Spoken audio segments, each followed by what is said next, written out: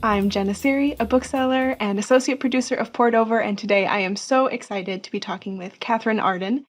I'm sure all of you remember the Winter Night trilogy, The Bear and the Nightingale, and The Lot. Some incredible historical fantasy. Then, moving on to the Small Spaces series for young readers, and back into the world of the adult fiction with The Warm Hands of Ghosts. I am so excited to talk about this book. Thank you so much for having me on, Jenna. I am super excited to talk about it too. So I always like to start with the authors sort of describing the book in their own words because I can talk about it, but I think it always is a little bit more fun to hear you describe the book for us. Yes, absolutely. So, The Warm Hands of Ghosts is a historical fantasy, or maybe you'd call it historical fiction with like a speculative twist. It is set in the final years of World War One, so the end of 1917 and the beginning of 1918. The main character is a Canadian field nurse who was wounded at the front lines in Belgium during the war and is evacuated home to Halifax, Nova Scotia, where a sort of disaster occurs. And following this disaster, she gets word that her brother's been killed in action, but something about this doesn't seem right to her, and so she returns to the front lines to find out what happened to him. And that's kind of the premise that gets the book rolling. It came out of my fascination with the time period and my desire to kind of think through ideas and concepts from that period in a book form. So I guess I was wondering how we started in this time period. You have a really distinct, very different historical period that you've touched on in your Winter Night trilogy, and then moved contemporary for Small Spaces, and now we're here in World War One. So how did we get to this point? That's a great question. I think to a certain extent, I'm kind of a magpie. I see what catches my eye and chase it. I've always loved places in history where the fantastical can be made to seem plausible. My first book set in medieval Russia really fit that bill because it was a time that feels so remote. And so many gaps in the historical record give you space to put fantasy in. In the case of World War One, it was a time that was so strange, even to people living through it, that it was also a place where the fantastical could be slipped into history in a way that I felt was plausible. The thing that started the book for me was I saw a picture, a well-known picture. It's of a German cavalry officer, on a horse, holding a spear, like kind of a knight-errant figure, but he's wearing a gas mask. It's a very surreal picture. It's kind of knight-errant, it's kind of techno horror, it's very strange. And if you dig into the history of World War One, you find all kinds of these strange juxtapositions. You find like cavalry charging tanks, experimental suits of armor versus artillery, guns that could shoot 50 miles, but you can't talk to the guy in the next trench because there's no radios, messenger pigeons, right? Dogs with first aid kits in their backs, like going to wounded men. It's a very strange time period when the 19th century sort of hit the 20th very violently, and everything is chaotic, and it feels very surreal. The word I've used often in describing this period for me is steampunk, because it's this like very, very strange mix of modernity and not, right? And I found it fascinating. And what I wanted to catch in this book, The Warm Hands of Ghosts, is a sense of that world in flux, in transition. It's a world that's very surreal, even to its people who are living through it. So that was kind of the first inspiration for the novel. It is one of those time periods that seems like it can't all be happening at the same time with when you've got sort of these bombings and, automatic weapons, but you've also still got soldiers with bayonets who are running up and doing frontline sort of like attacks in that way. It doesn't seem like both of those things should be happening at the same time. There was so much change. It was very strange. I mean, if you think about it, the Wright brothers flew in what, 1907, and then in 1914 they're bringing up reconnaissance planes to fly the battlefield, and then someone has the right idea of like bringing up a pistol and shooting at the guy who's flying for the opposite side. And then within like 2 years you have like machine guns mounted on planes and aerial combat. Like it's happening so fast. And you start the war with no trucks, only trains. Your fastest like individual sort of like units are on horseback, right? And the war saw the invention of the tank, the first like large scale use of trucks. Like it was a massive change in a very short time frame, which is very disorienting. You see sort of the advent of chemical warfare. You see Yep, this trench warfare, which is definitely. so brutal and Mhm, so mhm. horrific. And yet, it was also this time where there's these, thousands and thousands and thousands of young men out on the front lines looking for their glory and looking for, this pride of country, and yet the reality of what that was. I mean, I do think the glory faded quickly. I think that's kind Oh, of yeah. the very that's ever since All Quiet on the Western Front, that's been kind of the thesis of most World War One books is like disillusionment. It's very, very valid. It's an important piece, but I kind of wanted to find a new kind of note in that history. Just is so multifaceted. One thing I noticed in kind of building my book is that so many authors like to frame this war in apocalyptic terms.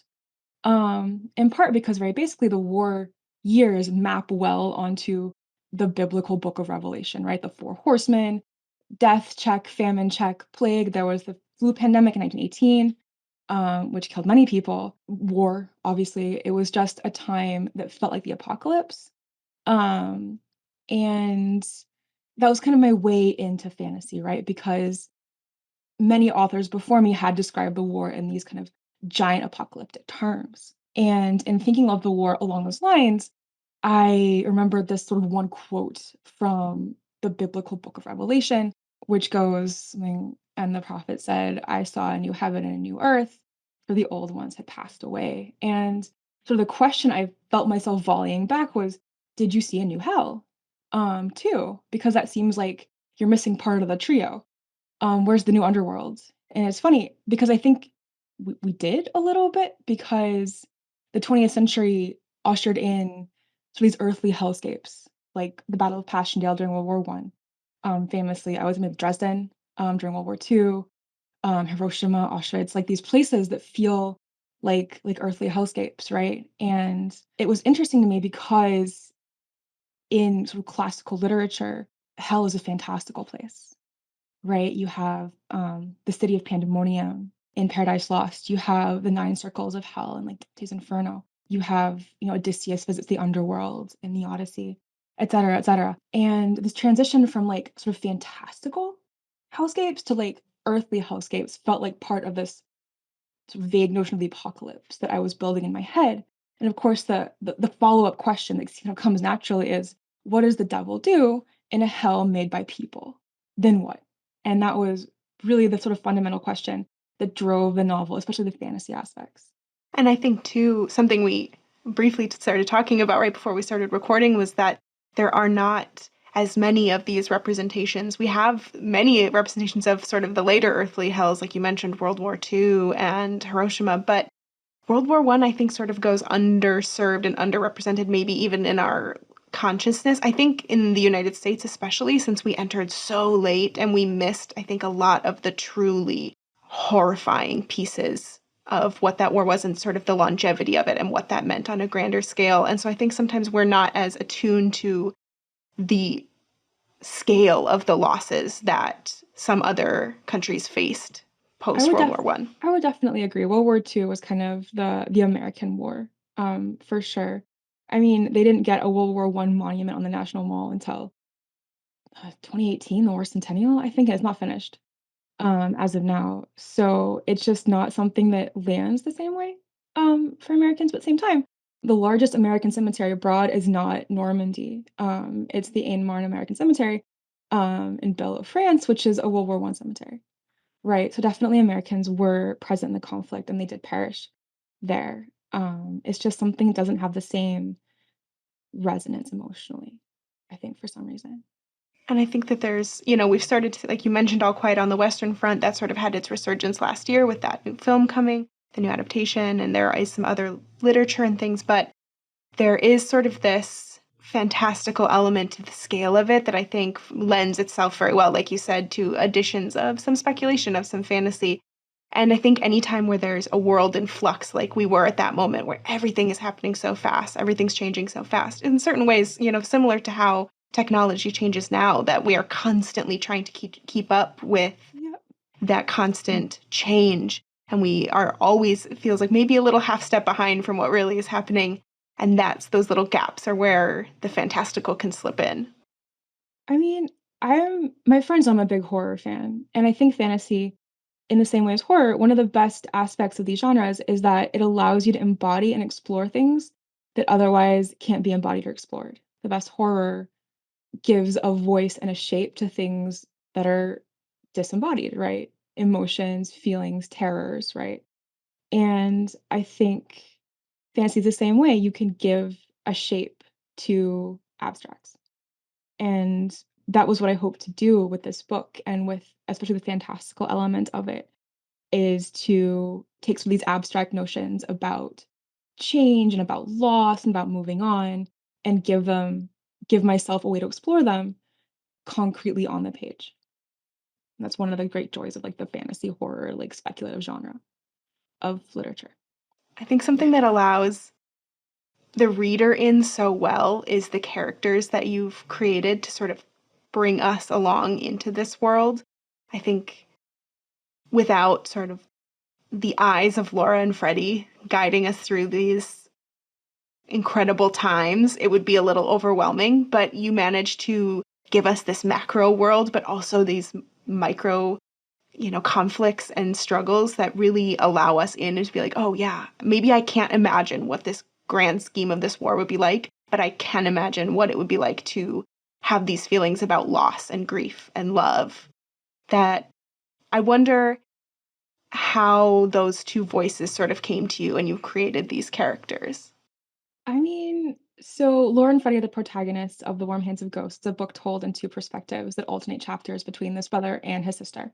This is very, very unscientific, but I think there are some authors who start with a character and then build their story around the person they've envisioned. I think there's authors who build a plot first and then build their characters into their plots. I find myself doing the latter usually. I feel like plot comes first because certain kinds of story demand certain kinds of characters.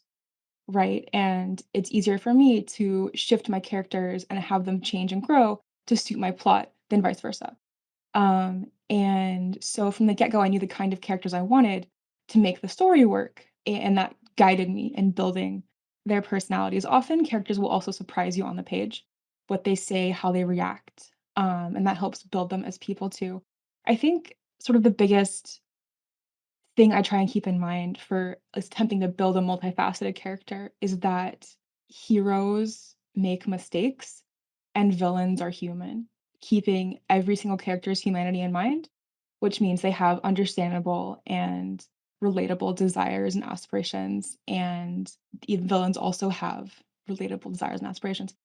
Helps keep it feeling alive instead of feeling like cardboard cutouts. One thing I struggled with in this novel in particular in characterization is that war and being in war flattens, right? It's a flattening force, right? It narrows your scope. It narrows what you want. It narrows what you believe. It changes people. And so trying to build characters who feel alive, but also feel true to how people might have reacted to their circumstances at that time was a challenge. My other challenge is that the big theme of the novel was a world in transition. And the two siblings in this novel sort of stand on either side of that transition. The brother is sort of a 19th century character, and the sister's a 20th century character. And getting their mindsets and their voices right to kind of make that shift believable was also challenging. But it was interesting to do, and I enjoyed doing characters. So I think the dual points of view is really key in this story that we're getting both perspectives as we go through because I think there is a book that could exist that is solely from either person's perspective, but I don't think it gives us that same richness and that same perspective that propels things along in the same way. I mean, the thing about books is there could be any like, there's a million it's like life, right? There's a million different possibilities for everything, and one of the challenges of writing is sort of curating which idea you wanna use because there's so many of them. And World War One, I think one of the barriers to having more fiction about World War One is the war itself is very slogging. It's heavy, it's slow, it's repetitive, it feels futile, right? And a novel is supposed to move, is supposed to change, is supposed to have momentum, is supposed to bring you to somewhere else as a reader. And finding that momentum in a world that is stuck is challenging, right? It's very difficult to make the world feel real, but also have a book that doesn't just slog you over and over through the same kind of place. That's the thing about that sort of oppressive feeling of Mhm. that trench warfare and describing it and sort of understanding and putting yourself in that moment of like that is your day in and day out and there's no sort of movement there. And it's one thing when we're reading and you can sort of look at the dates in the book and know, okay, we're reaching this point or reaching that point, but for Right. the people there, that could be indefinite. Though I will say you did manage to give me one of my favorite characters that I have read in a book recently, which is my dear sweet Pym, Penelope Shaw. She really took my heart in about 4,000 different directions, but I loved her very much. She was a fun character to write. So again, right, with different pieces, like she's sort of like this Victorian aid a little bit. I don't want to spoil anything, but I think this is okay to say. I read it was a famous little like article that a woman apparently wrote into a newspaper during the war. It's called like I think it's called like a letter from a little mother.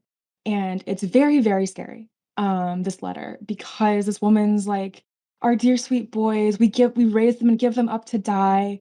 And it's a glory to us and a joy to like the homeland and stuff. And it's very frightening. I don't know if it was propaganda or if it's a real actual person writing this, but the character Penelope Shaw in this book is a mother herself, and she's kind of my answer to that letter, right? Um, where it was supposed to be, like, good and glorious to, like, raise your child and hand them over, to mechanized warfare. And there are a few characters in the book, and she's one of them, where you can sort of feel where their story might take them, and you might realize it a half a step before they do, and you can't do anything to stop it, and you just have to sort of ride along with it and see, how it's going to play out. But the sort of emotions that come up in this time, it is, like you said, there is so much of that flattening, that sort of trauma that goes through everything. And though they didn't have language for, some of the things that they were seeing these soldiers face, or seeing these, the nurses, the doctors, these people who are in that front line, they didn't have the language yet to describe fully. Shell shock is one thing, but what they were feeling. But there's also a lot of emotion and grief and love and joy that finds its way through. I'm not sure we have language today. I think one thing that really struck me and I read a bunch of memoirs, a lot of folks wrote memoirs from this time period, and a lot of facts, a lot of dates, a lot of scenes, like, set in these books. No memoirist expressed how they were feeling at any point, right? Like, somebody could in detail describe, like, a scene, a trench raid, a death, a terrifying ordeal, something, something, something, but in all of these scenes that I read from various memoirists, no one ever said, "I felt X. I felt Y. I was frightened. I was sad." The most you get is, like, "It was a shame that, like, X person died." It really struck me as missing emotional context, and I almost feel like in part it was cultural, but in part it's like some things don't have words. Some feelings, if you put words to them, become too big to handle, and I wanted to honor that as well in the novel. I think that's something that any sort of war fiction sort of brushes up against, especially for the majority of us who have never experienced something quite like that, and probably never, hopefully, never will come right up against that, Mhm. especially right up against that concept of death. And what would you do if you could avoid that pain and that fear, which is, another thing that comes up in this novel, is what would you do to avoid, or what would you do to save yourself from some of that feeling? Yes, that is kind of at the heart of the novel is what would you do to escape, I guess, trauma? How far would you go? And sort of which is sort of the greater or lesser of two evils. Because I think one sort of interesting thing that grew over the course of the book is how the definition of evil seemed to change, right? Because in sort of the classical sense, the devil is this character who sees you, sees your flaws, and exploits them, right? Sort of like understands the individual human soul. Whereas in this sort of giant, large scale mechanized war, human souls don't matter at all, right? It doesn't matter if you're brave or scared or nice or evil or ugly, you might die anyway. Like, it's very, very impersonal.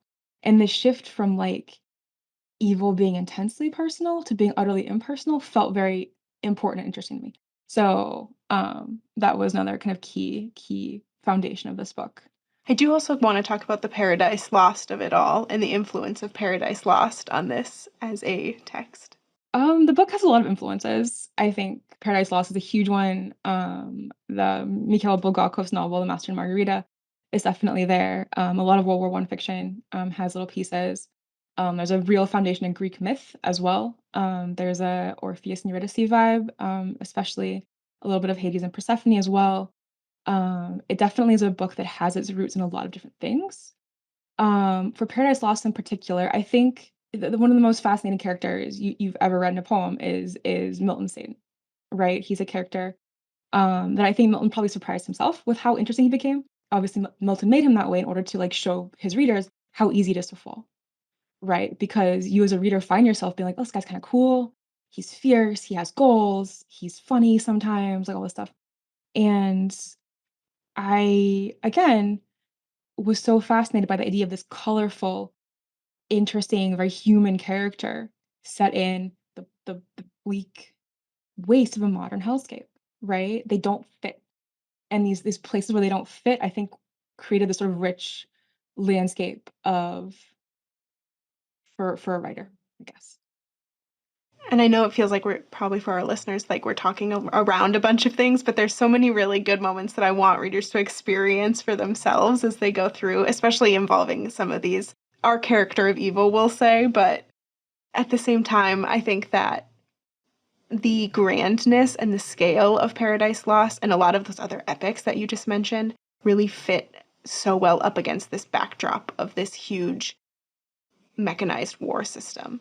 I mean, it's funny because like the chapter titles are all taken from either Paradise Lost or the Book of Revelation.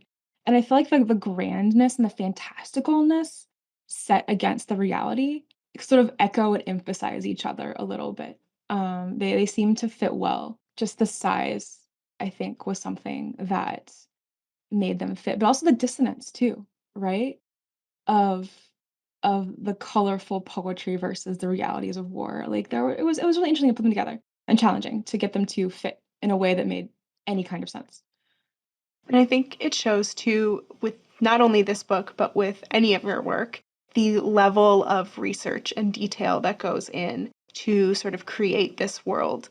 We talk a lot about world building when it comes to fantasy, and I think it applies doubly so when you're writing Mhm. something in that historical space as well, because you have to create both, but in a way that doesn't feel like you're just regurgitating details at me. And I never felt that way in this book. It's very like atmospheric and creates a space for you without laying everything out. And at the same time, I got all the things I need to know to sort of put me right there. I mean, that's a drafting issue. What you do is you do a lot of research and then you start writing and every like third paragraph you're like, in this essay I will, right? And give somebody a lecture on like something like ah yes, trench warfare, ah yes, tanks, ah yes, this disaster. But then you go back in your second draft and say, okay, delete, delete, delete. Because once the ambient knowledge is there on the page, people pick it up from context. They don't need you to do like this in this essay I will. Look at my research. We go me. People will get what you're putting down if you have the knowledge there. And nobody wants to read, I don't feel like sort of a long discourse on some fun thing you discovered. I definitely am a lover of the author's note in part because I can then go back and write my essay that I had to take out of the main text. And this book is an author's note, so it kind of goes back and reiterates some of my thoughts and feelings that I could not put in the novel. Here's the thing I always think about when I think of World War One that just shapes my entire reading is it was wet. Everything seems wet and damp and awful. And that really, I'm like, as soon as I can, like, I mean, there's so many scenes, I think, especially in the beginning of this, where I'm thinking of, from Freddie's perspective, where I'm just like, they never felt dry. And that really stresses me out. No, well, I mean, if you think about it, you have the Western Front, which was wet, the Eastern Front, which was cold, and Right. Gallipoli, which is hot and awful.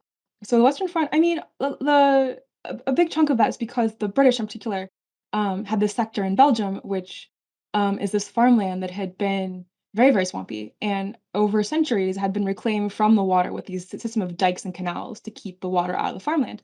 But of course, bombardment destroyed all that, and so the ambient water in the land just refilled the trenches, right? The water had to go somewhere. And so I think since we as Anglophones, English speakers, have a lot of our accounts of the war from the British, who were in this very wet environment, we think of the war as like wet. It kind of comes to that. And yes, it was awful. Very damp. I know this book took you quite a while to write. This was an endeavor, and you did Yes, traveling and you did a lot of I things to sort did. of shape your research, which I think gives a little bit, I think you can feel that in the book more so. Like there are things that are there because you've experienced them and you can pass them along for us. The biggest thing I got from traveling was ambiance. Oddly enough, not in Belgium. The book is set in Belgium, but the Belgians after the war worked very hard to reclaim the war zone. They dug up the shells that were still on the ground. They filled in the craters. They made it farmland again. The country's too small to lose a bunch of its farmland to like war sites. They're still finding, shells and bodies in Belgium today from the war. But in France, which is a much bigger country, a lot of the worst hit sort of battlefields were declared like zone rouge, like these red zones, and just left alone. And so if you go to France, especially around Verdun, you can just see a landscape that looks like the moon with trees because it's so cratered. It looks so unnatural. And it's just because this sort of area of land was shelled a million times, 2 million, 10 million, and just left alone after that to regrow. And so it looks very strange. And there's still old trenches there, there's old emplacements, there's old forts. A lot of the infrastructure of the war is still in place. You can still find old bottles, old forks, old bales of, barbed wire just lying in the woods. It's very uncurated, it's just kind of all there still. And you get a sense of the scale of the conflict, and also there's haunted spots, like, a couple of places, if you're there after dusk, you're like, "Oh, the ghosts are very angry," and you leave again. Like, it just I'm not a massively superstitious person, but there's places there that have just very, very, very bad vibes, and all of that was there when I was writing, the sense of, like, this kind of world pulled apart. And I think understanding that is something that historical fantasy and these sort of speculative books allows us in a little bit better. I think it's a little more accessible and understandable when we're put in this perspective versus just, reading some of those more challenging accounts, those memoirs, which are incredible and have so much to offer, but can be a little overpowering, overwhelming to just go into without some other knowledge. But I think that's sort of what historical fantasy brings us in general a lot is a just a new entry point to a lot of things that we might only know a little bit about. I mean, the World War One genre of fiction, I think in part because it's been so overshadowed by this one masterpiece, All Quiet on the Western Front, definitely has fallen into types of novel, right? There's the disillusionment check, there's the girl left at home check. Like there's things, there's sort of doomed youth, right? Is a thing. And all those things are so important and so valid and so present. But I think one way to shake up a genre of historical fiction that's very kind of got its tropes and it's like spaces is to throw in a little bit of fantasy. And I think it helped me look at the history differently, which is the role of fantasy in some senses. I think it is. I mean, so often fantasy in general, even when it's high fantasy or, completely separate from our world, is so often used to mirror back these social Mhm. issues that we encounter. And so it really isn't much of a step in any direction to be like, well, when we start with our own world, this just amplifies us being able to look at some of those same issues. I mean, if you look at Tolkien, for example, who fought in the First World War, a lot of his descriptions of landscapes, like the area of Mordor and the surrounding lands, a lot of that could come straight out of a memoir about the Western Front, right? He was near Mons in Belgium, and like water that burns your mouth, like smoking pits, slag heaps, mud, swamp, bodies, like all that is not something he imagined. He lived that, right? And then his entire worldview about this threat from the east, this industrialization, like coming over to cover like the three peoples of the world, like this whole world and sense of the world was hugely influenced by the war, right? And so it's hard to see, the inventor of fantasy, almost in some ways, the inventor of the modern fantasy genre, separately from his experiences in this one conflict. I feel like I'm never going to look at the battle at Helm's Deep quite the same way. Yeah, that makes a lot of sense. Or the Fangorn Forest itself, like that, where it meets the industrialization of Mordor. It all tracks. And I think that we don't always like to look at fantasy in that realm. Sometimes we want to be like, no, that's completely separate, and I don't have to think too hard about it. But I mean, the great thing about fantasy, and honestly horror too, is that it allows you to take a step back from the real world and look at things that impact the real world in a space that feels safe, right? Because there's hobbits in it. There's elves. It's not our world. But the themes and the images pulled from the world can be looked at differently given this new space. Another kind of escape, right? Yes. I mean, we've started talking about some other authors, but I always have to ask, and we've talked about some of the influences on this book in general, but on your writing as a whole, do you have some sort of literary influences that you find yourself coming back to again and again? Honestly, a lot of historical fiction and fantasy, but kind of my favorite author, and I think she will always have a top spot, is Dorothy Dunnett, a wonderful Scottish writer of historical fiction. And another sort of mid-century writer, Mary Renault, who writes Greek myth, who has written some fantastic Greek myth retellings that sort of skate the boundary between history and mythology. So those are two absolute favorites. When I was a kid, I read a lot of Robin McKinley, who does fairy tale retellings, which I loved as a younger reader. And as an adult, I read so many things. I read horror, I read historical fiction, I read fantasy. I love Naomi Novik. I love Stephen Graham Jones. Like I kind of run the gamut a little bit with my reading. And I do think that it's hard to know what exactly are your writerly influences. You can have writers you like and read a lot and come back to, but I feel like it all goes in this kind of churning space in your head, and then it comes out yourself. And it's hard to know exactly, like, which writer is the backbone, but I think most writers have a lot of other writers in their heads, with their words and their ideas kind of churning around. And my question that I love so much that, a lot of authors maybe don't, but I have to say, I know that this book was with you for a long time, so I know that there's probably, you know, a degree of needing to step back for a moment. But is there anything on the horizon that we can look forward to from you? Oh, sure. I'm publishing a picture book in September. Total departure, like a little picture book for kids with illustrations. And fantastic illustrator Zara Marwan is doing the pictures, and I'm very excited for that. It's called The Strangest Fish. It's about a fish and a girl at a county fair. It's very cute. I'm working on a lighter book for adults, set in the modern day, which I don't want to like give too many details about. And then I'm working on a book for kids, which I am really enjoying. So I like having multiple things going. It's fun. I Yeah. think that's a good plan. And we obviously there's so many readers out there of all ages who scan bookstore shelves for that new thing from you. So I think that there will be a lot of excited people in the coming years. It is fun shifting audiences. I do enjoy looking at different audiences. It's good for the author's voice, I think, looking at different people and writing for them. I think having that ability to move back and forth between the adult space and a younger reader space gives you that agility to sort of create a voice for yourself in a lot of different spheres. I enjoy it. I think it enriches me as a writer, and I really appreciate having the chance to do it. And I can't wait for everything that comes. And I can't wait for people to get their hands on the warm hands of ghosts because they're warm hands on that warm book because it's truly something that I think a lot of people will enjoy, whether they're coming for the historical fiction, whether they're coming for a little bit of romance, whether they're coming for that fantasy element, they're going to find something that they're really going to love. I hope people enjoy it, and thank you so much. Thank you so much for joining us today. My pleasure. Thank you for having me.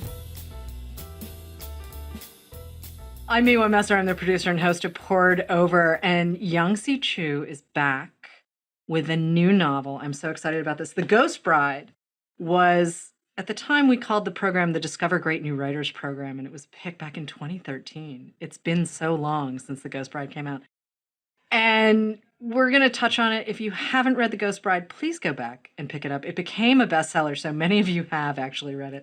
The Night Tiger was her second novel. It was also a Reese Witherspoon book club pick. And now we have The Foxwife. And we have left Malaysia. The first two books, obviously, were set in different time periods in Malaysia. And now we're in northern China. And Yangsze, I'm going to ask you, actually, to explain why we had to move to an entirely new country because it matters. Well, thank you so much, Miwa. I am a big fan of yours, and it's such an honor to be with you today. I'm very thrilled. Thank you.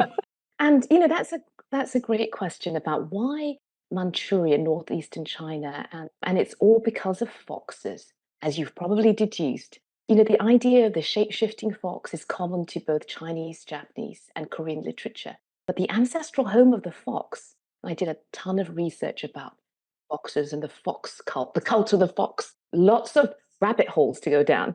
So, and it really is northeast China. And so when I started writing the novel, I did think like, could I like have them go to Malaysia or Malay at the time?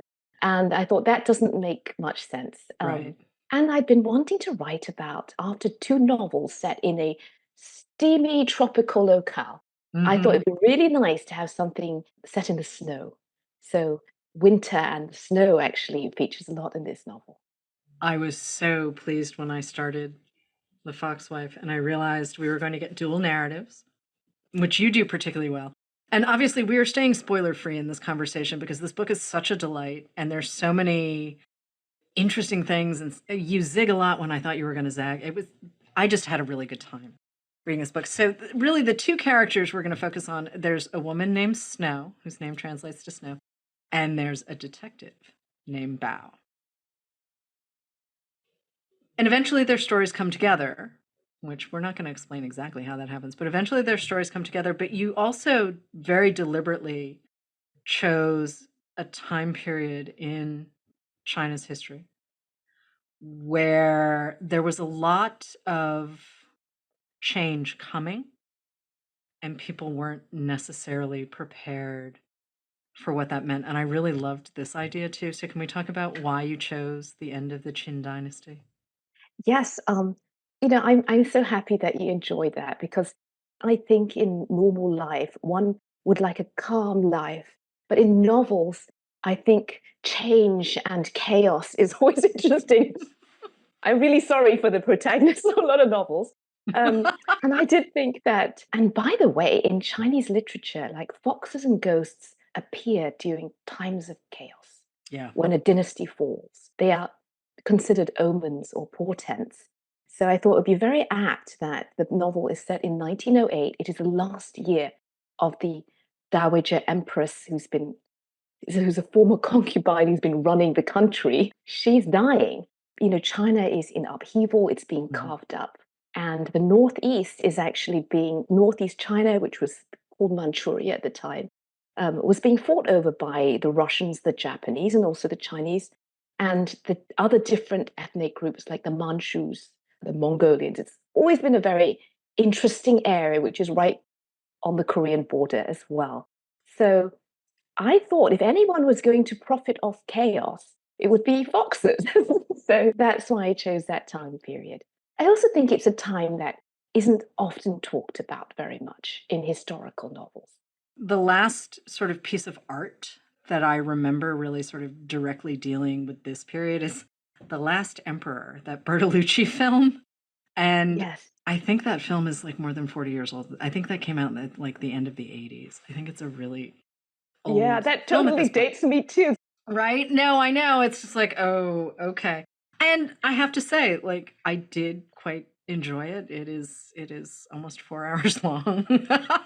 But you're absolutely right that this isn't a period that people necessarily gravitate towards. And even, I mean, there have been a couple of major biographies of the Dowager Empress, but not a whole lot of sort of, let's call it current scholarship on the period. I mean, there's some stuff that goes back to sort of the 60s and the 70s, but it's weird when you're reading a history that was written sort of 50 years before you got your hands on it and you're like, the lens is totally different. Like, Yes, what is happening here? Who are you? And the other thing that I think that made this time period interesting to me was when I was a little girl, my dad had a picture, I think it was like a photograph book of the end of the Qing Dynasty. So it was like, Wow. there's black and white photographs Yeah. of officials of the Dowager Empress. She shows up in Right. them because photography was new. It was a new art Yep. at the time. And lots and lots of pictures of men and women, women with bound feet, some with Mm-hmm. not, because they were beginning to phase that out. And it was a fascinating world. I remember leafing through that, but it was like a coffee table book. Yeah. And we didn't have a lot of books to read when I was a kid. So I looked at them a lot, and I thought the faces, the expressions on the faces, they haven't really changed. But the clothing is all like very strange to us now. Right. So that's part of it. And photography was also such a class marker too. Like it was not available to a lot of people the way it is now. We walk around with our cameras on our phones. Like this is not, I mean, we're talking about giant glass plates, like, and everyone has to stand still. And like, it's just, it's an entirely different thing. And part of my fascination too with the Foxwife is I knew sort of the Japanese folklore take on foxes, but they were always women. Or at least the stories I'd been told were all women. And, you give us a little bit of an expansive cast. That's all I'm going to say. There's the Chinese take on it is so different. And of course, the Chinese send the fox lore out into Korea and Japan. Kind of like Buddhism, the way Buddhism sort of spread. Really, it's foxes. But I love the idea that, once again, you're very grounded in a world that some people might sort of look at and go, huh, okay. And I'm like, well, if you can believe in Zeus and Athena and Ares and all of this, like, maybe a fox can do a thing. I love that you say that, because it's true. I think in East Asian cultures, everyone knows about foxes. But I didn't realize that many of my other friends were like, you wrote about foxes? Is this a book about talking animals? Oh, right. Right. I was like, no, have you? And, you're bringing up the Greek myths. I think that's so apt, because it's kind of a Western ethos that everyone knows about. But in the East, we're all quite familiar with the foxes. They are fascinating. In fact, the subject of foxes was actually super popular in the 1700s. There was this positive rage for fox stories. So when I was a kid, I also read a lot of stories by this scholar called Pu Songling. And he's famous because he was actually a failed scholar. He failed the imperial exams many times. He never got a good rank. But he's famous because he collated a collection of 500 strange tales, which is called Liao Zhai Zhi. And basically, it's the Twilight Zone of the 17th century. He went around collecting stories about ghosts and foxes, and they informed so much of, I think, the literary imagination of East Asia. And within those stories, as you pointed out, they're actually both male and female foxes. They are disruptive creatures who look like humans and always come along, usually when you're studying for the exams. Like, I don't know, there's some obsession with the imperial exams here.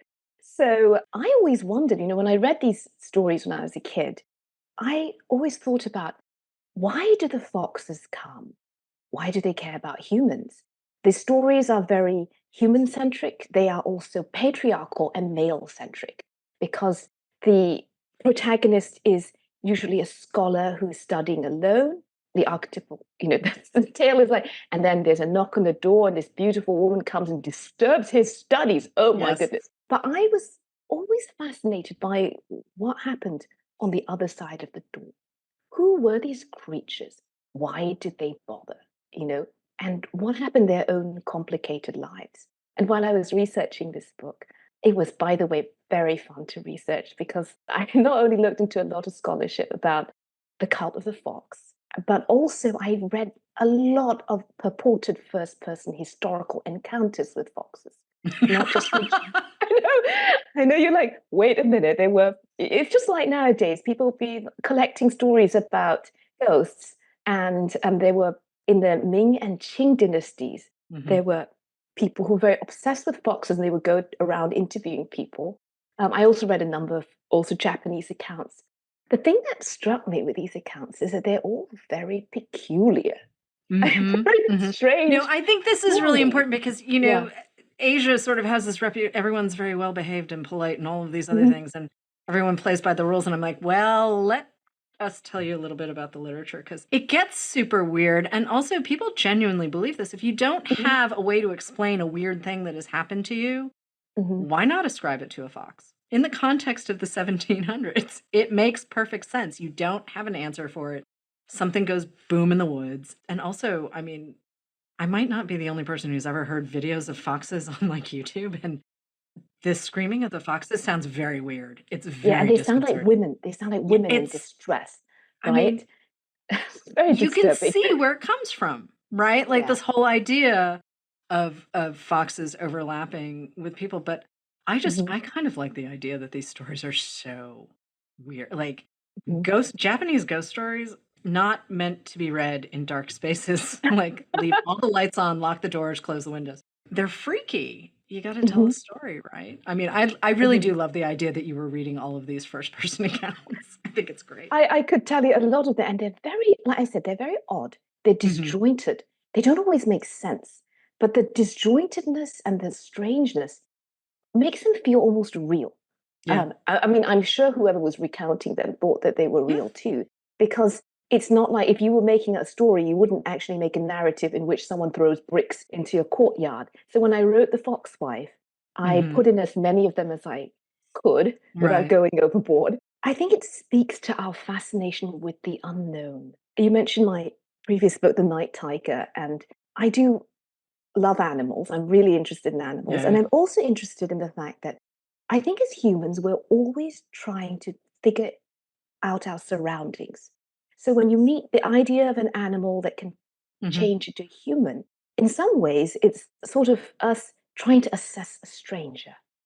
Is this a real person? Is this person trustworthy? Or are they some other kind of creature? And you can imagine being in the dark woods and meeting someone, and you might think, why is there a young girl here in the woods? Maybe she's not human. And things do happen to you in the woods. So I do really think it speaks to just this huge world of the other, and the sense of wonder and mystery and also terror that we in our current man-made surroundings seldom experience now. I think that's totally true. The other thing is too, I mean, Snow, very specifically, one of our main protagonists, the foxwife herself, she's really relatively powerless, right? And we see this with Li Lan in Ghost Bride, and we see this both with Ren and Jilin in Night Tiger as well. Like, you're giving us people who are relatively powerless. Bao, who's another one of our narrators in Foxwife, he's not necessarily powerless, but he's not the dude holding all the power. He's really not.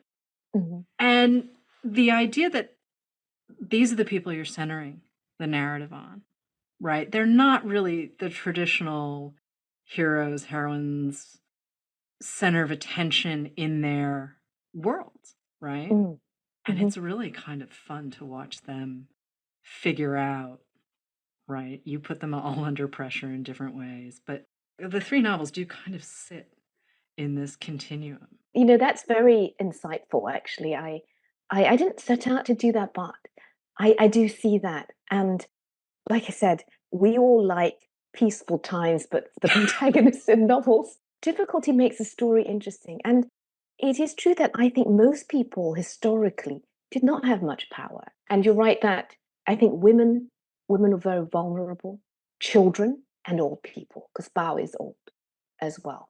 And the difficulties they face in trying to get through the world, those are interesting. Many historical accounts they tend to be hero stories. And the hero is a young man, like Theseus, the great myth. You're in the prime of your life and off you go to fight the Minotaur, right? But it is so much harder to make your way through the world. Going back to the foxes, I did feel like both as an animal and as a human, Snow is very vulnerable. And that's something I try to bring out in the novel.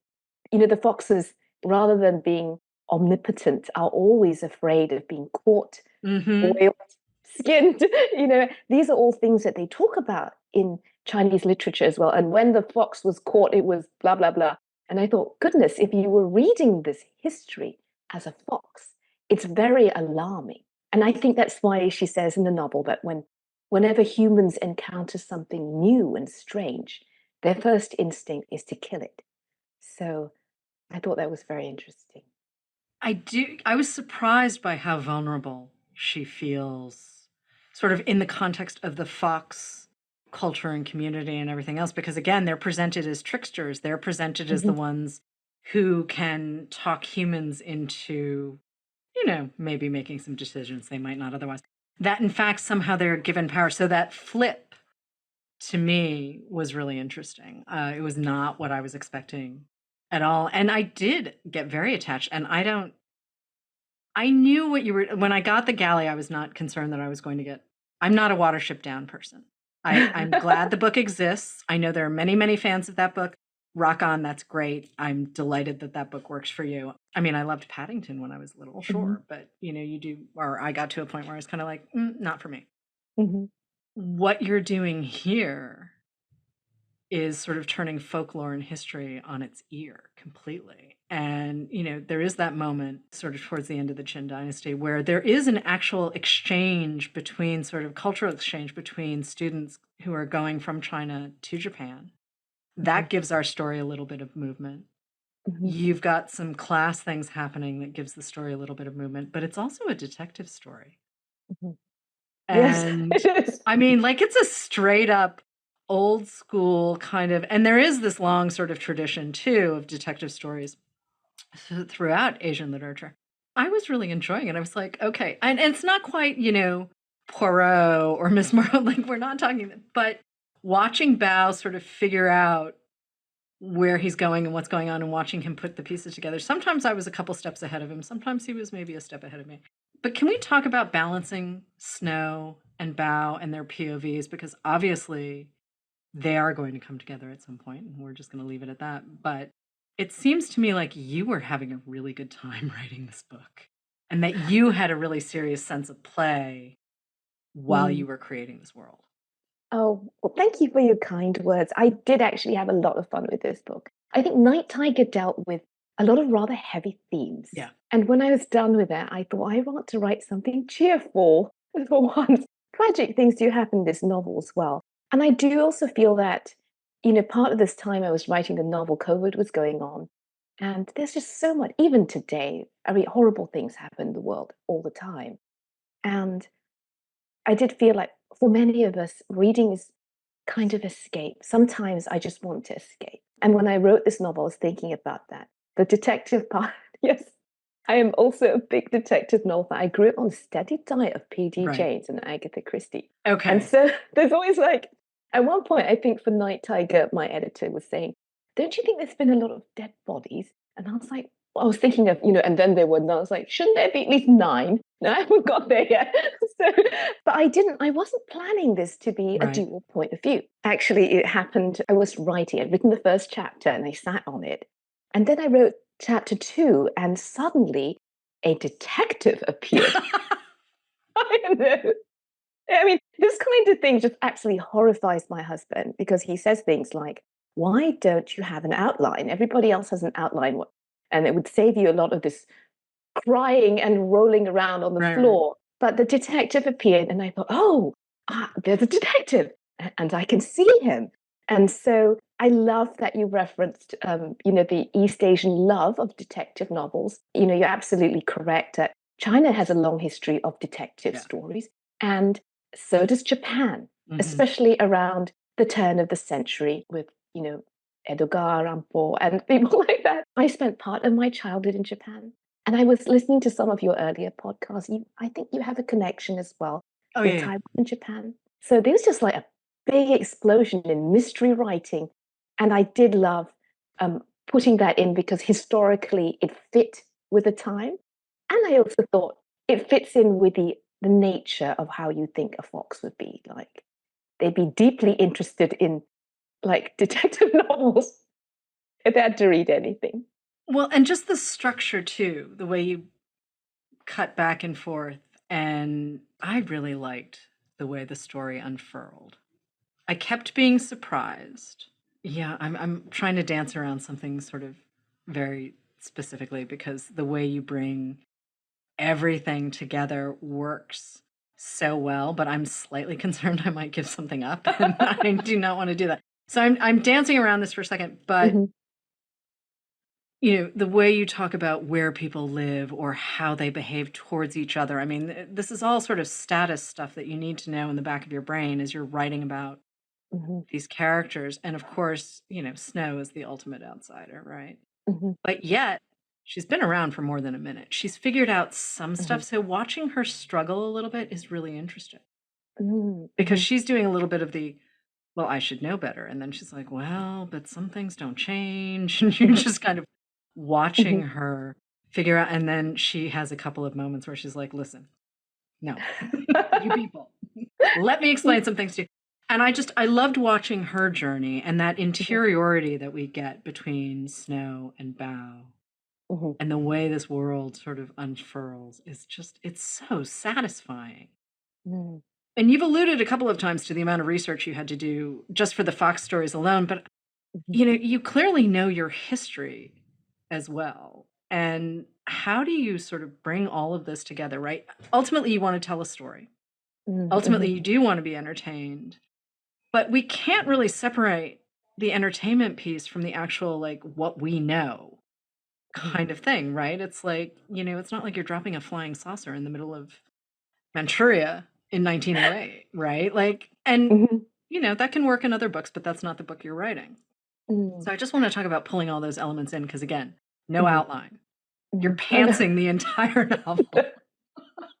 Gosh, that's very kind of you. I'm very honored that you enjoyed the history in it, and you're absolutely right. The issue with historical fiction, I think, is treading this fine line in which the reader can appreciate and enjoy what's going on, but it's also not hit with the, and by the way, Bob, do you remember when the dynasty ended and the emperor was put under house arrest? Those asides, I think that's always a delicate line. And as an avid reader myself, I like historical fiction. I used to read a lot of sci-fi and fantasy. There's a certain point when you're like, okay, I cannot read about the 11 moons of whatever. I need to get on with the story. So there is that balancing act. And also thinking like, you don't want to assume that your reader doesn't know, because lots of readers are very well informed as well. Right. It was super, super interesting because I'm actually had to control myself and not go on and tell you lots of stuff about foxes and the religion and the fox medium, which is so interesting because I think the place that foxes hold in Northeast China historically has been this kind of folk religion, animism, become a religion that dwindled so much so that I think I looked up quite recently until the 1950s or the 60s. Within China, there were still fox shrines. But with the advent of communism, these were all considered folk religions. They got rid of a ton of them. But there were many, many temples in which there would be statues to the Buddha, and then behind it, there would be a fox statue. So you're still worshipping this animist deity. I won't go into too much detail, but I couldn't resist putting fox mediums into the book as well, because I think that was a way for women, especially young women, to acquire power. It's very much like the medieval witch, so if you claim to speak for the gods, you do get a certain amount of social protection. At the same time, the moment things go wrong, there'll be, oh no, it was you, the witch/fox/medium. It's time to get rid of you. It's always the girl's fault. It's always the girl's fault. And you're just like, really? Yeah, Wait. but sorry. But going back to I love what you said as well about the powerless character, because if you think about the nature of the shape-shifting fox, which is a tricky animal, who is a trickster? It is someone who does not have enough power to rule outright. Right. They have to acquire things like stealing other people's gold cups. They have to convince people to do things for them. They don't actually have a lot of power in and of themselves. And we see that even reflected in the remnants of the fox religion, and even how kind of divine power is expressed by fox mediums. Once again, you have to claim to speak for someone else. So the theme of lies and deception kind of runs through the novel, which I didn't think of until just now, actually. Well, It definitely does, but that's also the fun of Yeah. fiction, right? Mhm. Like, again, the interiority. Like, Mhm. we know things that your characters can't know. I love Yes. a close third person, I really do. But I really appreciate having, and not just because Snow is a fox. That's not. It's just Bao is kind of this bumbly guy whose life was not what it was expected to be, and just Mhm. having all of that kind of information. And there's a whole cast that supports them. Don't misunderstand me. It's not just the two of them, but we're going to let everyone else discover them as they read this book, because also the pacing. And I'm Mhm. not surprised to know that you read a ton of mystery fiction or a ton of sci-fi and fantasy, because the pacing in all three of your books doesn't race, but it certainly doesn't slow down. I mean, these stories move in the best Mhm. possible way. And again, I go back to the fact that you don't write with an outline, and I'm like, okay, you're just living in these books until you're not, is what it sounds like to me as you write. That's very perceptive of you, because actually, I think when the book is going well, that the Mhm. characters start to move. They do things, they make decisions that you didn't expect them to. And sometimes I will be driving to Trader Joe's, and then I'll be mumbling in the car. My kids have said, like, "Mommy, please, this you look crazy." But because you're like, "Oh, and then he said this. I see, I need to write this down." So when Right. things go well, it's really great. When they are not going well, then I feel like, oh my goodness, who was the fool who wrote this book? Oh, it's me. Oh, no. So I wouldn't recommend writing without an outline, but I Mm, also feel it is like listening to music. right. I would compare it to that. When the novel gets going, you have a sense like, and now I would like some, fast tempo, something followed by some slow whatever. So Hmm. it is very much, as you said, absolutely like living in your head for a while, letting the characters talk to you and play out their lives. So, kind of legendarily, when you were working on The Ghost Bride, your mom said to you, well, can't you write something nice? Like, why are you writing about ghosts? Which I find hysterical, because anyone with an Asian mom can tell you that, Asian moms do not hold back. They Mhm. will tell you what they are thinking, and they'll just, they just blurt it out. And you're like, okay, I can translate from the Asian mom. And Mhm. my Asian mom is the bomb. But Mhm. they do have a way of presenting ideas where you're like, uh huh, okay. And I love that story, because I was so pleased when The Ghost Bride landed on my desk. I felt like you were doing something really new and really smart, and just the balance between everything you were getting in sort of about the colonial history of Malaya and, marriage in general and all of these things. And yet I got a really great story with a girl that I got really attached to very quickly. And I'm like, really? You're going to open that? Okay, you opened that door. You opened that door. And you had not yet quit your day job. Were you Mhm. still working as a management consultant as you were writing that? No, actually, I think I did. Oh, I you was, had. Okay. yes, I Okay. was balancing some small children, and I would Uh, actually get babysitting and go to my public library that's and great. write there. So, yes. Well, tiny people are a job, Mhm. so Mhm. let's be clear on that. But I remember thinking, wow, this is something where there really kind of is something for everyone. Like, you've got the ghost story, but you've got the mystery, and you've got the great language and the great characters, and stuff happens, because sometimes in literary novels stuff doesn't happen all that much. You have this stuff happening. And then we get the Night Tiger, and you can see where you're building. Right now we're Mhm. in Malaysia, what, in the 20s and 30s, right? Am I Mhm. remembering that I correctly? think Okay. the 30s. Yeah, Mhm. so we've jumped ahead sort of 50-ish years, but the terrain is familiar, Mhm. familiar enough. Mhm. And then again, we've got lots of dead bodies. All sorts of stuff is happening. And I feel like you took a lot of what you learned writing those two books, and this is how we get to The Foxwife. And I'm just wondering if there's anything you might be able to say to someone who's sort of, in the thick of their first or second book, going, oh, how am I going to be able to do this? How do I push it? Like, what did you learn from book to book that got us to Mm. this new novel? Mm. Because the new one, I mean, Mhm. it's really great.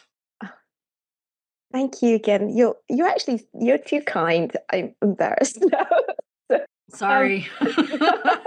but it's very kind of you. I'm glad you enjoyed them. And I do think there has been a learning process. You were very Mhm. kind enough to talk about the pacing of novels. And I think one of the things I did learn was to try to pace them a little better. Now, actually, sometimes I look at the Ghost Bride and the middle, there's a soggy middle. So, Okay, it's I wouldn't say soggy. I would just say, debut novels have there's a rhythm to a debut novel. So I would.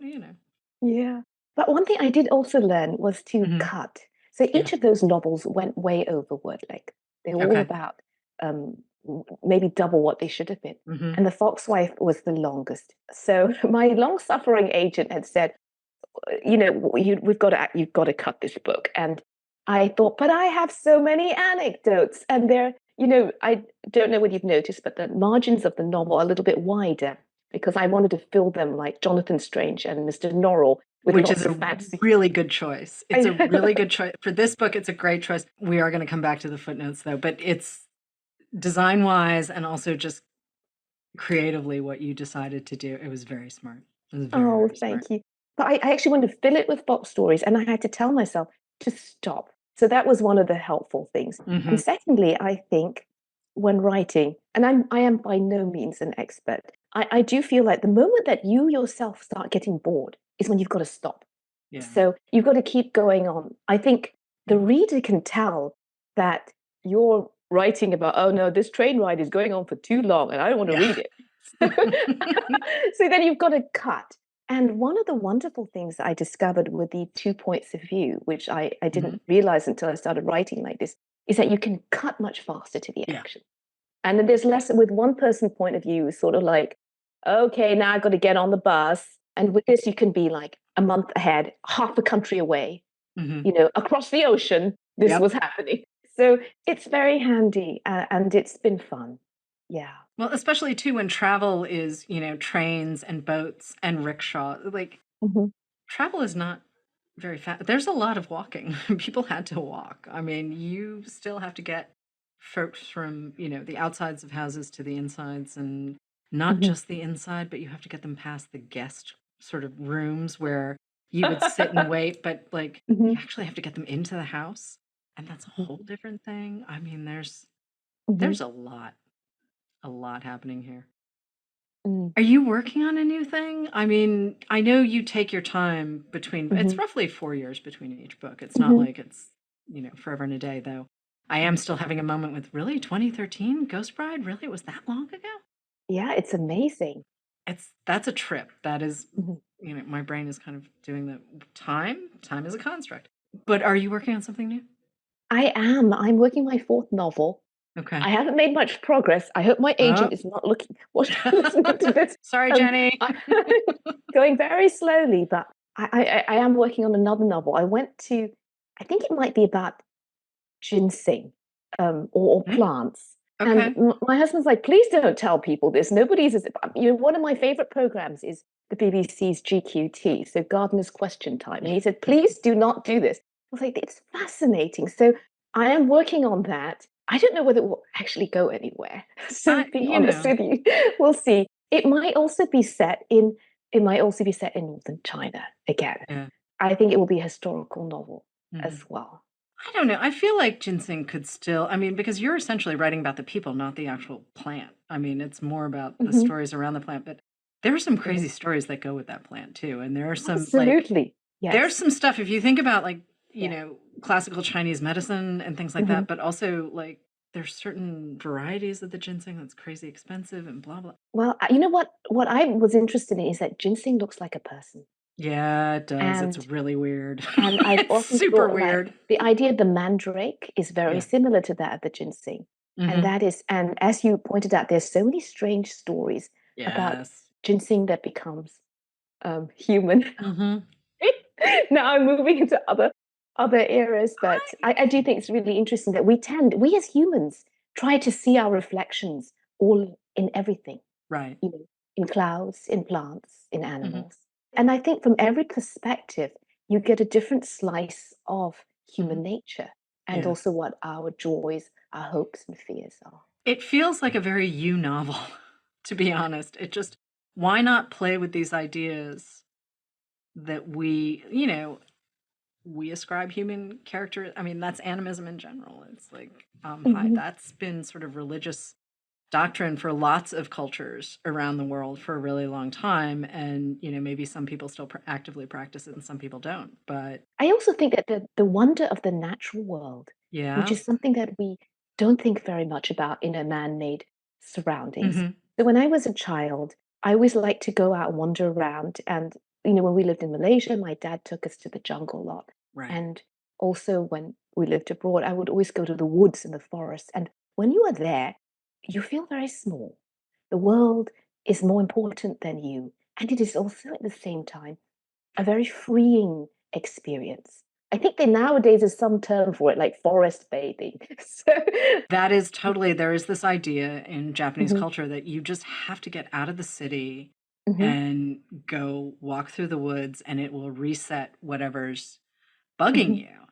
mhm. And I mean, sometimes a really good walk in the woods is exactly what you need to fix whatever's ailing you. I mean, it I doesn't think matter where so. you are, but it Yeah. is kind of a very Japanese Mhm, thing. And I'm not great at sitting still. That's really what it comes down to. So I would much mm, rather just go for a long walk mhm, and be out in the world. But I think too, if you think about the history of Asia, right, mhm, and how much it's changed from an agrarian, and this is across East Asia, right, and even into mhm, South Asia, like the agrarian society gets replaced with machinery and mhm, tech and all of these other things, and it's just mhm, completely mhm, mhm. different and quickly. And like Yes, it everything happened changed very really, really fast. quickly. Mining and all of this kind of stuff where you're like, huh, Mhm. that, wait, where did that building come from? I'm also honestly thinking of Rachel Yeah. Hang's novel, The Great Reclamation, where she Uh-huh. plays with some of the ideas behind building Mhm, Singapore as we know it. And part of it mhm, is filling in the harbor. I mean, mhm, obviously, and that's happened in New York, it's happened in Boston. It's certainly not the mhm, only place where, you know, mhm. guys walk up to the water and go, yeah, we need some more pavement here. We're going to make some more pavement. We need some more buildings. And Yeah, it's I happened think that throughout Asia. Like it's everywhere. you're absolutely right. It'll be like 9 months later, there'll be a new building. Yeah. And I think as humans, maybe our brains are not quite ready to handle the speed at which this is happening.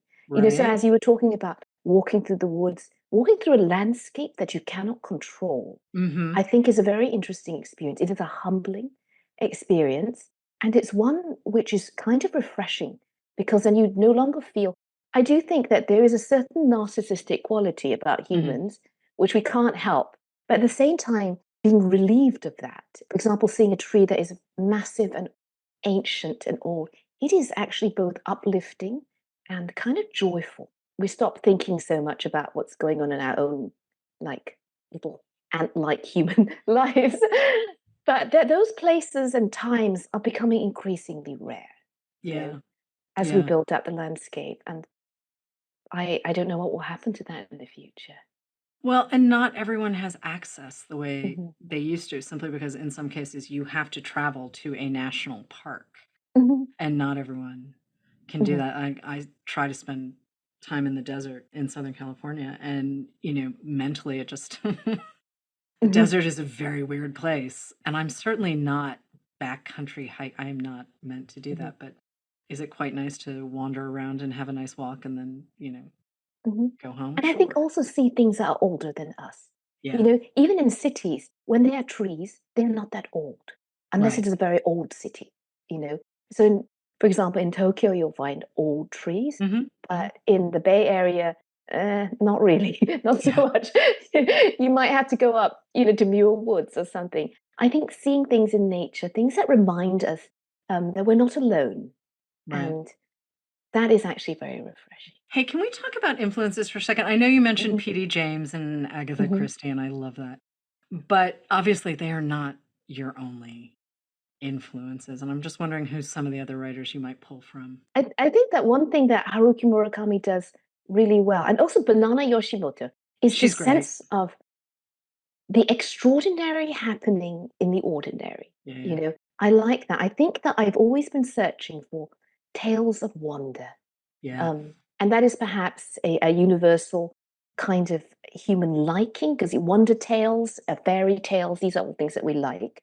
The sense that something could happen in your Hmm. ordinary world, which is strange, unexpected, and magical. Right. I think I like that surprise feeling. There's thousands of books available Hmm. for anyone to read nowadays. Hmm. And it's such an honor for anyone to pick up a book. And so I would hope that it is a good and perhaps refreshing experience.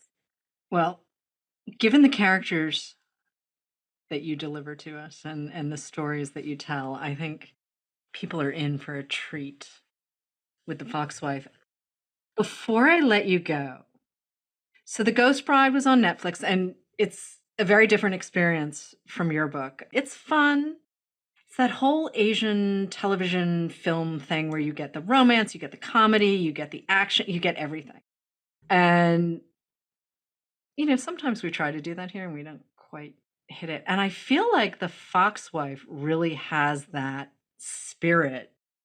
It's a slightly more cinematic experience Mm. than the earlier two books, which they stand on their own in different ways, and they certainly have lots of different elements as well. But this one, I was laughing out loud a little more than I expected to in all the right ways, because some of these characters, I'm like, y'all. And we have to keep to the no spoilers thing. So you know what I'm talking. I know what I'm referring to. But are we going to see more of that in your work? Because it feels like this is a new sort of marker for you. Oh, I am so glad you enjoyed that because I do love this kind of East Asian experience with movies in which you've got everything, Mhm. comedy, romance, and tragedy, and then as well as all kinds of stuff. And I didn't set out to do it with a Foxwife, but it happened. It was very enjoyable. It was very fun, and at the same time, I think I also tried to keep there's a slightly different perspective from the fox in which you're also privy to a non-human creature. So sometimes some of the things they think and say are just like, what was that? So the voice of the fox, I think, was really delightful. It was a fun experience for Yeah. me. I hope it was fun for readers as well. And I think the fox is a playful creature as well. It is tricky, it's sly, and I'm really glad that it was a fun book for you. And I'm glad that you laughed because yes, they do say some things do happen, which I was like, Yeah, why do and we we do can't. this? We can't. I think other readers, I mean, certainly this reader got everything I was hoping to get out of The Foxwife, but I'm looking forward to other folks discovering these characters in this story. And like you said, there's a lot here, but everything is in service of story. It is so entertaining and it's so smart. And listen, if you happen to know the history, great. If you don't, that's no barrier to entry at all. It's a great story with great characters, and there's some fun stuff, and there's some heavy stuff, and it's a really good time. That's really The Foxwife is just a really good time. So, Yangsze, thank you so much for joining us on Port Over. This was so much fun. Let's do it again. Oh, Miwa, thank you. I'm a big fan of yours, and it was such an honor and such a pleasure today. Thank you for having me. Thank you. Hey readers, it's time for another TBR Topoff. We're going to recommend a couple of fantastic books to pick up for this special double shot episode. I'm Mark at my Barnes & Noble in Cincinnati, and I'm joined by my book buddy Mary in Beaumont, Texas. Hi Mary, how are you? Hi, I'm good, thank you. We have two fantastic authors on the pod today, so of course we have two recommendations to go with each. Mary, I know that you have a recommendation for Katherine Arden's The Warm Hands of Ghosts, so why don't you kick us off? Okay, so my recommendation for TBR Topoff is The Night Circus by Erin Morgenstern. Inside the circus, you will find many tints of wonder, and you will find all your dreams, maybe a few wishes. You will also find a duel between two illusionists, Marco and Celia. The duel was set up between their fathers, and what the fathers don't expect is for Marco and Celia to fall in love. And that sets off a chain of events because everything and everybody in the circus are all intertwined. This book will stick with you. It is a great read. It is one of my favorite recommends to give to customers. It's just a wonderful book. You will love your side characters as much as you love your main characters. All I'm going to say is be on the lookout for the twins. They are great fun. So my pick for TBR Topoff is The Night Circus by Erin Morgenstern. Great pick. I love that book so much. I think it pairs really nicely with Arden, who I think both of us love Katherine Arden. So this was an easy choice. I have the pleasure of recommending a book for The Foxwife. I am so excited for people to read this book. Foxwife is excellent, and the way that it braids our world with the supernatural is really stunning and lovely. I'm so excited for people to dive into this. But it did make me think of a short story collection called The Paper Menagerie by Ken Liu. This is one of my all-time favorites. I think it is essential reading for folks who want to marvel at craft and broaden their scope. Liu dwells in a lot of different worlds in his stories, from far off space to ancient folklore to modern day to nearish future. The way he spins these stories feels very cohesive as a collection, but each one stands on its own as a singular experience. In particular, the story Good Hunting is why I chose this title to recommend. It tells a tale of shape-shifting spirits and grave errors and very delicious vengeance, and feels right at home next to The Foxwife. So these stories are as emotionally satisfying as they are imaginative. I try to recommend this book at least once a week. I want everybody to have it in their home. I think it's stunning, and I don't tend to get too weepy with speculative fiction, but this book managed to make me weep a couple of times in the best possible way. So check out The Paper Menagerie by Ken Liu. It's wonderful. But that is all we have for today. Thanks so much for tuning in to Poured Over. Please make sure to give us a rating and subscribe so you don't miss an episode. You can also follow us on our socials at Barnes & Noble. Pretty simple. I'm Mark. You can follow my home store at BN Westchester. Mary, where can we find you? You can follow me at my home store at BMTBN. All right, guys, that's all we've got for today. Thanks for tuning in, and happy reading. Bye. Bye. Thank you for listening. Poured Over is a Barnes & Noble production. To help other readers find us, please rate and review the show wherever you listen to podcasts.